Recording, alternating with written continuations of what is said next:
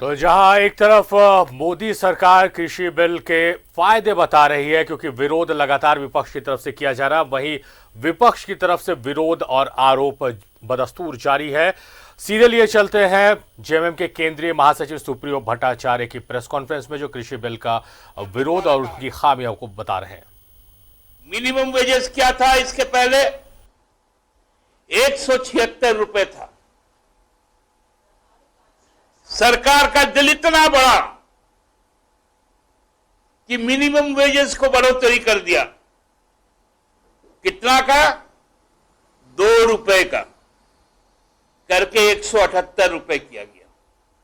मतलब हम लोग समझ सकते हैं कि किसी भी परिवार में न्यूनतम 4 सदस्य तो रहते हैं, मतलब प्रति सदस्य मात्र 50 पैसे की वृद्धि की गई और भारतीय जनता पार्टी इसको क्रांतिकारी परिवर्तन बताती है। इंडस्ट्रियल लेबर लॉज में जो प्रावधान थे, जिसकी समीक्षा इंडस्ट्रियल डिस्प्यूट के तौर पर लेबर कमिश्नर करते थे, लेबर कोर्ट्स होते थे, अब वो सारी व्यवस्थाएं समाप्त हो गई। जो संसद का अधिकार था वो भी समाप्त हो गई। अब ब्यूरोक्रेट्स ट्रिब्यूनल में जाएंगे। ब्यूरोक्रेट्स तय करेंगे कि लेबर के लिए कौन सही है और कौन गलत है। यह व्यवस्था इस काले कानून में की गई। पहले हम लोग जानते थे कि फैक्ट्री इंस्पेक्टर होता था, लेबर इंस्पेक्टर होता था। अब वो फैक्ट्री इंस्पेक्टर नहीं रहेगा,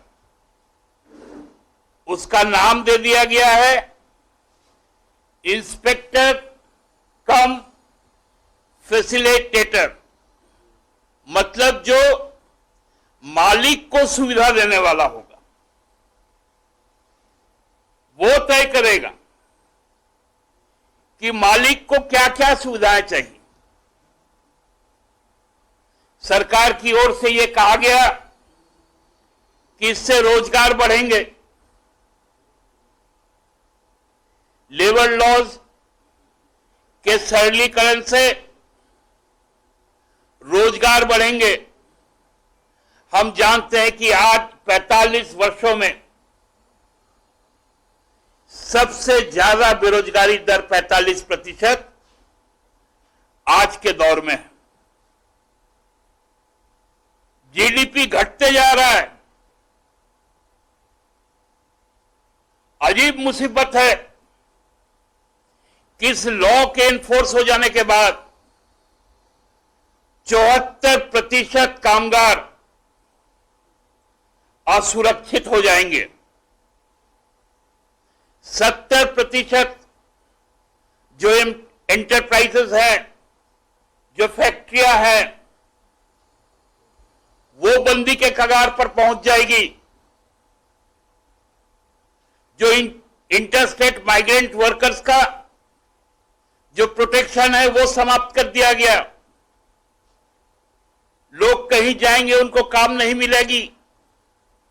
काम यदि मिलेगा भी तो ठेकेदार के माध्यम से मिलेगा, कंपनी लायबल नहीं होगा।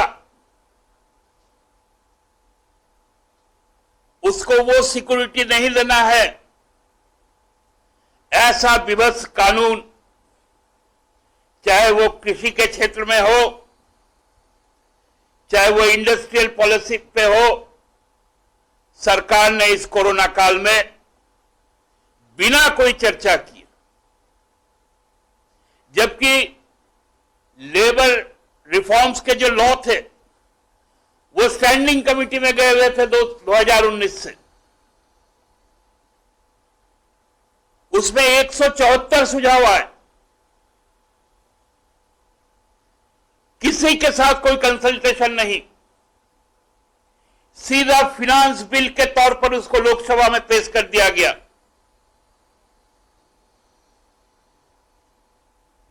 हम लोगों ने देखा था 370 के समय भी उसको फाइनेंस बिल के तौर पर लाए थे, कॉन्स्टिट्यूशनल बिल को। कल भी लेबर बिल को 22 को लोकसभा में और कल 23 को फाइनेंशियल बिल के तौर पर इसको लाया गया। विभत्स रूप ले लिया है यह देश। हम लोग यूं नहीं बोलते कि हमारे साथ अन्याय हो रहा है। हम बोलते हैं तो ठीक है, हम विपक्ष के लोग हैं, हम बोलेंगे ही, लेकिन जवाब देना पड़ेगा कि भारतीय जनता पार्टी की जो मातृ संगठन है आरएसएस क्यों इसका विरोध कर रहा है। इस बात का जवाब आखिर कौन देगा। 2:30 बजे के लगभग आज दिन में हम सुन रहे थे, एक रटा रटाया तोता आया, मीडिया वालों से बात करने लगा, लगने लगा कि वो बहुत पांडित्य है उनके अंदर में। दाल चावल का भाव बता रहे थे कि हमने 50 का एमएसपी को 70 कर दिया। थोड़ा बुद्धि यदि रहता, इस राज्य में लंबे समय तक विधानसभा के अध्यक्ष भी रहे,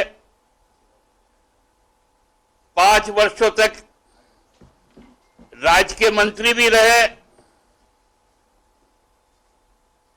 चूंकि उनके पास तो कोई अभाव है नहीं कि दाल चावल कैसे आएगा, राशन कैसे आएगा, सब्जियां कैसे आएंगी, उनको तो मिल ही जाता होगा कहीं ना कहीं से। वो यूपीए दौर का 60 रुपया का पेट्रोल और डीजल आज 85 में मिल रहा है, क्योंकि वो तो सरकारी गाड़ी में घूमते थे। 60 रुपए का दाल आज 90 रुपए में बिकता है। उसकी चिंता कहां, क्योंकि वो तो आ ही जाता है कहीं ना कहीं से। ये तोता बाबू आज बड़ी जोर जोर से पत्रकारों को संबोधित कर रहे थे।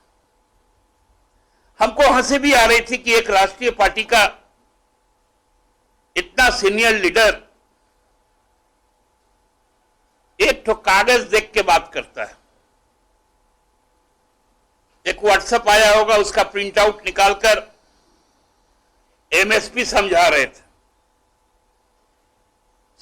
थे कि झारखंड का किसान अब जाके पंजाब में बेचेगा। मैं तो वही पूछा था 2 दिन पहले कि लोधमा का किसान कैसे जाके लुधियाना में बेचेगा, उपाय तो बताइए। और करनाल का किसान कैसे कर्रा में आके बेचेगा, वो तो उपाय बताइए। वो उपाय तो बताए नहीं, तो हम आपको जानकारी दे दे। आपके जो संरक्षक लोग हैं, हम लोग इसलिए नहीं कहते कि भंडारण की जो व्यवस्था पर से रोक हटी है वो कितना भयानक है, एस्मा का हटना। आप लोग के लिए जानकारी के लिए बता दे कि मोगा बोल के एक स्थान है पंजाब में, वहां 2100 एकड़ में अदानी का वेयरहाउस बनके तैयार है। भंडारण की क्षमता 2100 एकड़ जगह पर, केवल एक राज्य पंजाब में। इसलिए पंजाब के किसान, हरियाणा के किसान आज वहां पर सड़क पर है, रेल की पटरी पर है। रोहतक में जो हरियाणा में है 1600 एकड़ का वेयरहाउस बनके तैयार है रिलायंस का। ये सारे तथ्य हैं। और तो और आप यदि उसका जो सैटेलाइट इमेज है उसको ला दीजिएगा, आपको लिखा हुआ मिलेगा कि Adani warehouse hypothetic to FCI, मतलब अब सरकार के गोदाम में काला बाजारी के लिए अदानी को छूट मिली। इसलिए कृषि जैसे जो मूल आधार है उस पर हमला हुआ। जो मजदूर है, खासकर हमारा राज्य ये दोनों का मिला हुआ राज्य।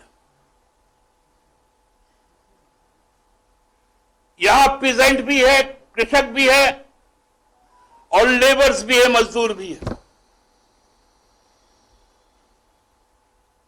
इस राज को तो बुरी तरह से समाप्त करने की अब पहल शुरू हो गई। न जाने कैसे कैसे कानून आ रहे हैं, कमर्शियल माइनिंग के नाम पर, कृषि सुधार के नाम पर, लेबर सुधार के नाम पर, ताकि यहां के किसान और मजदूर भीख मांगने को तरस जाए। लेकिन यह राज संघर्ष का राज्य है, भगवान बिरसा का राज्य है, सिद्धू कान्हू का राज्य है, शेख भिखारी का राज्य है, नीलांबर पीतांबर का राज्य है, फूलो झानो का राज्य।